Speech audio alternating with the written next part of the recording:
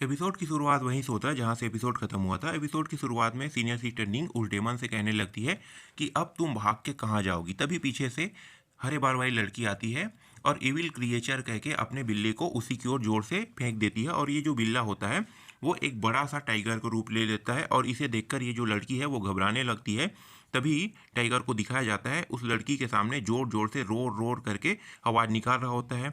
और यहीं पे ये जो लड़की है हरे बाल वाली लड़की यहीं पर डांस करने लगती है और कहने लगती है अपने बिल्ले के बारे में कि देखो कितना हैंडसम है कह के। और इसे देखकर सिस्टर नीम जो है वो अजीब सा फनी सा फेस बना लेती है। तभी हमारा मेन कैरेक्टर दौड़ते हुए यहाँ पे आने लगता है और चिल्लाने लगता है सीनियर सिस्टर निंग रुको रुको रुको कह के हमारा मेन कैरेक्टर सीनियर सिस्टर निंग के पास आकर रुक जाता है। और हमारा मेन कैरेक्टर सीनियर सिस्टर निंग से कहने लगता है कि मुझे पूछने दो पहले कि ये जितने भी वुमेन है उन सभी के किडनी को क्यों निकाल रहा है। उसी समय सीनियर सिस्टर निंग भी उस सफ़ेद बाल वाली लड़की के पास जाती है और जाने के बाद पूछने लगती है कि बताओ तुम इस कोठे पर ही क्यों आई हो और इस कोठे में जितने भी मर्द आते हैं उनके किडनी को तुम क्यों निकाल रही हो, बताओ लिंगर कह के ये जो सीनियर सिस्टर निंग है वो सफ़ेद बाल वाली लड़की से पूछने लगती है।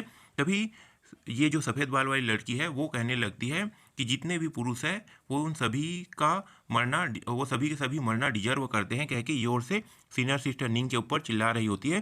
तभी हमारा मेन कैरेक्टर सीनियर सिस्टर निंग को आगे बढ़ने से रोक देता है और सीनियर सिस्टर निंग से हमारा मेन कैरेक्टर कहने लगता है कि सीनियर सिस्टर इस टास्क को मुझे कंप्लीट करने दो। और सीनियर सिस्टर निंग जो है इस बात पे मान जाता है और हमारे मेन कैरेक्टर को ये मामला हैंडल करने के लिए दे देता है। हमारा मेन कैरेक्टर ठीक है कह के आगे की ओर बढ़ने लगता है और ये जो सीनियर सिस्टर निंग जो होती है वो कहती है कि मैं पीछे से देख रही हूँ। तभी हमारा मेन कैरेक्टर फाइन कह के आगे की ओर ये जो डीमन होती है उसके पास जाने लगता है और उससे पूछने लगता है कि बताओ यंग लेडी तुम यहाँ पे आए हुए जितने भी पुरुष हैं उन सभी पुरुषों को क्यों मार रही हो। तभी ये जो लड़की है ये घबराने लगती है और फिर अपने मन में सोचने लगती है कि मुझे यंग मास्टर के असली असली रूप है उसके बारे में मुझे नहीं बताना है कह के ये अपने असली रूप में आ जाती है। भले ही मैं क्यों ना एक्सपोज हो जाऊं कह के अपने आप को दिखाने लगती है। तभी हमें पता चलता है कि ये और कोई नहीं ये वही फॉक्स होती है जिसे हमारा मेन कैरेक्टर जानता है। तभी ये लड़की बताने लगती है 2 साल पहले की बात है, जुआऊ कंट्री से एक स्कॉलर हमारे क्षेत्र में आया था। उसे हमने बचाया और हमने उसे बहुत सारे अपने ट्रेजर को भी दिए। लेकिन वो जो बंदा है वो यहाँ पे हमारे ट्रेजर को आकर कोठे में मज़े करने लगा था और हमने इसे पकड़ लिया। तभी ये जो बंदा है ये कहने लगता है कि ये जो इंसान है और डेमन है एक साथ कैसे प्यार कर सकते हैं, इसी वजह से मैं इंसानों के साथ ही रहना ज़्यादा पसंद करूंगा कह के ये जो बंदा है ये कह रहा होता है।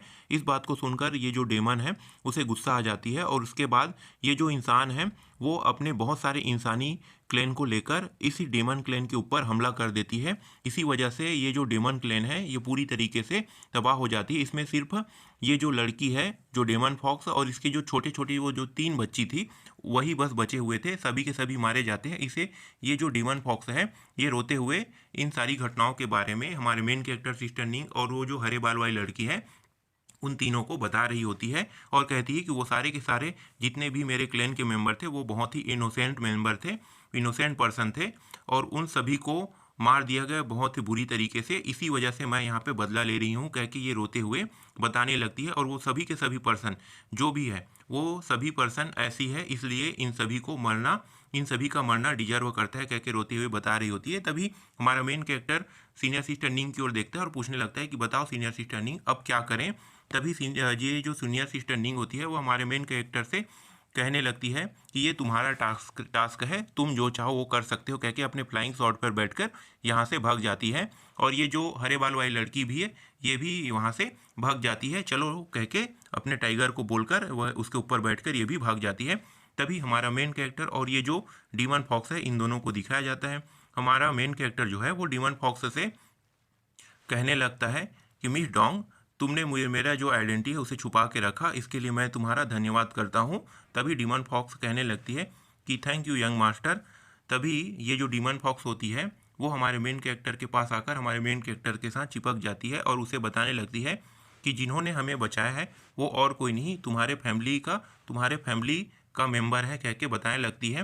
तभी हमारा मेन कैरेक्टर कुछ सोचने लगता है, फिर आगे बताती है कि वो उन्होंने अगर हमें नहीं बचाया होता तो हम सभी के सभी वहाँ पे मारे जाते और ये जो ज़िंदगी है अब तुम्हारी है कह के हमारे मेन कैरेक्टर को ये जो डीमन फॉक्स है वो कहने लगती है। तभी हमारा मेन कैरेक्टर इस डीमन फॉक्स से कहने लगता है कि सीनियर सिस्टर अगर यहाँ पे आ जाएगी तो ये जो डील है वो फिर से अलग तरीके से हो जाएगा। इसलिए मैं आपको एक सजेस्ट करता हूँ कह के ये जो हमारा मेन कैरेक्टर है इस डीमन फॉक्स को कहने लगता है। तभी ये डीमन फॉक्स कहने लगती है कि क्या, तभी हमारा मेन कैरेक्टर आगे कहता है कि तुम अगर मेरी स्पिरिट पेट बन जाती हो तो वो तुम्हें कभी नहीं मार पाएगी कह के हमारा मेन कैरेक्टर ये जो डीमन फॉक्स है उसे कह रहा होता है। यहीं पे ये जो एपिसोड है वो ख़त्म हो जाता है।